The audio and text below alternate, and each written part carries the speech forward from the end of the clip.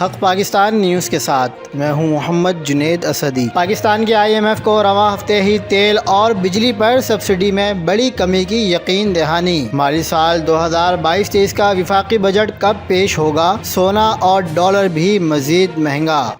تازہ ترین ویڈیوز کے لیے چینل کو سبسکرائب کر کے بیل آئیکن اور آل نوٹیفیکیشن پر کلک کریں۔